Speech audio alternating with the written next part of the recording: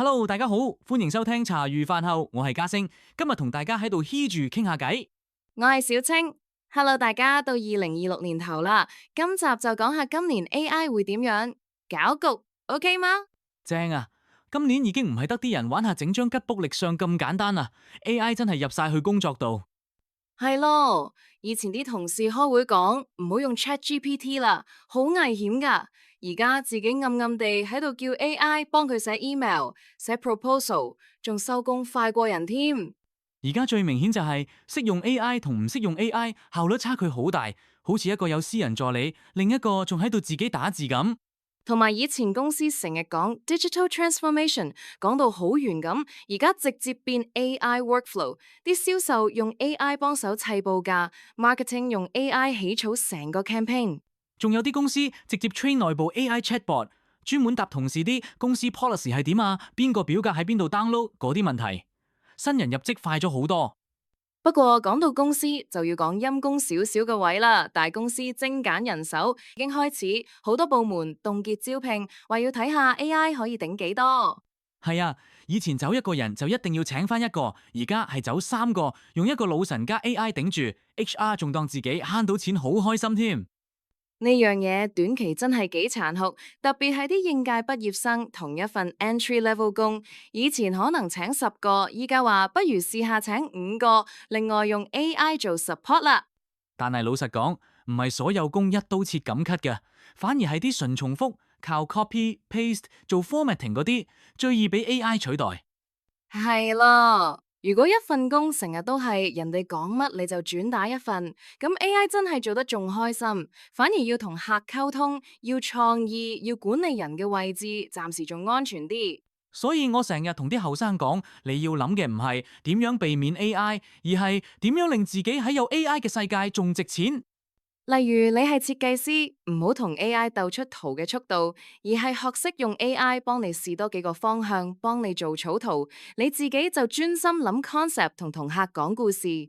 又或者你做會計，你可以用 AI 幫你 check 錯漏、寫解釋，咁你就有時間去做分析、做建議。老細見到你係大解決方案，嗰個人就唔會第一時間諗住 cut 你咯。但係講真，裁員一定會繼續有，失業率短期都可能上升。你覺得可以點樣應對啊？我覺得有兩樣，第一係不停學啲用 AI 做你本身嗰行，第二就係不如諗下自己做老闆。呢個就去到第3點啦，小公司同一人公司會越嚟越多。我身邊已經有幾個朋友，自己一個人加幾個 AI tool 就頂到以前要3、4個人嘅工作量。係啊，有啲做 freelance marketing 嘅，自己一個人幫3間細公司出 content、出廣告、分析數據。以前一定要有 team，依家佢話自己一人公司 AI intern。仲有啲做 online shop 嘅，以前要揾人影相、寫文案、回客人 message，依家用 AI 做 product description，幫手答常見問題，再加啲自動化工具，佢自己就專心揾貨同拍片介紹。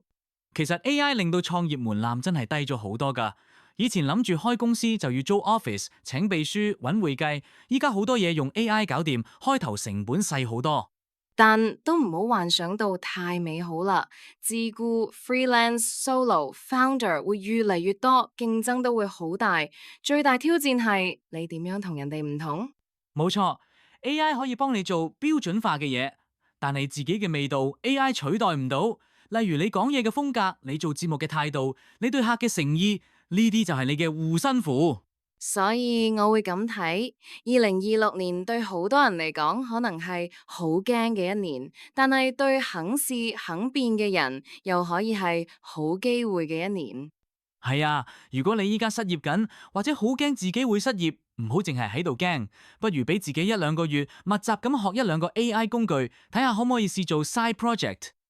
同埋唔一定要一步登天開公司嘅，可以由 part time 開始，夜晚或者 weekend 接1-2單，小試牛刀，揾翻啲信心先。最後總結下啦，今年 AI 會更加入侵我哋嘅日常工作，商用 AI 變得好普及，大公司會用 AI 頂住人手，短期失業率可能上升，但係同一時間，小公司、一人公司會越嚟越多。重點就係唔好同 AI 對抗，要學識同 AI 拍住上。用 AI 幫你慳時間，你就用多出嚟嘅時間去做只係你先做到嘅嘢。希望今集可以俾到你少少方向啦。如果你哋想我哋再深入講下點樣實際用 AI upgrade 自己份工，可以留言俾我哋。多謝你哋收聽茶餘飯後，我哋下集再同大家一齊飲杯茶，慢慢傾，拜拜。